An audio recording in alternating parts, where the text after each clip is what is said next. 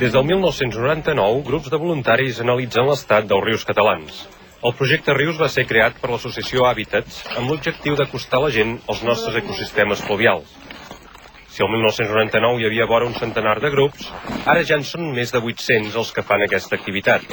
Cada un s'encarrega de controlar un tram de mig quilòmetre i amb el conjunt de voluntaris, procedents d'àmbits molt diversos, s'avaluen tots els rius, rieres i rierols del país.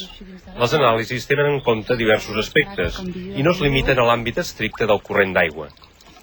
A través de les inspeccions el que fem és avaluar una mica l'estat de salut del riu, però el riu no només és el llit del riu i el canal d'aigua, no només és la part d'aigua, sinó que és molt important la zona de ribera, la zona que trobem adjacent a l'aigua, no? Llavors, amb les inspeccions, l'estudi que fem és bastant global i mirem tant paràmetres físics i químics i biològics, que seria de la part de l'aigua, com tota l'estructura i plantes que puguem trobar a la zona de ribera.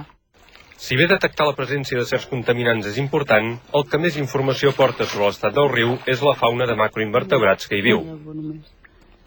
La presència de certs organismes indica unes aigües netes, mentre que altres organismes, o el fet que no n'hi hagi cap, assenyalen diversos estats de degradació.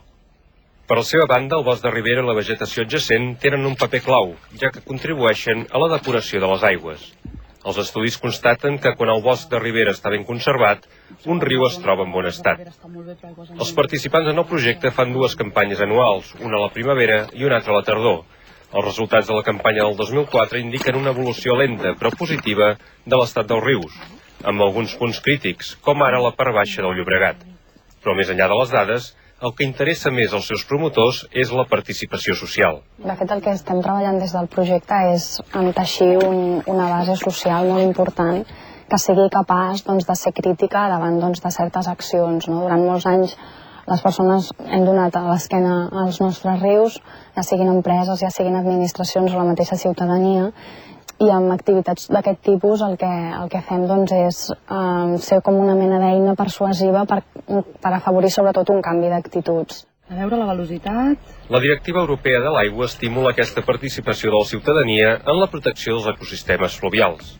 Els grups integrats en el projecte Rius fan aquesta feina amb diferents graus d'implicació, que van des de les anàlisis fins a campanyes de millora, restauració i divulgació d'aquests espais naturals.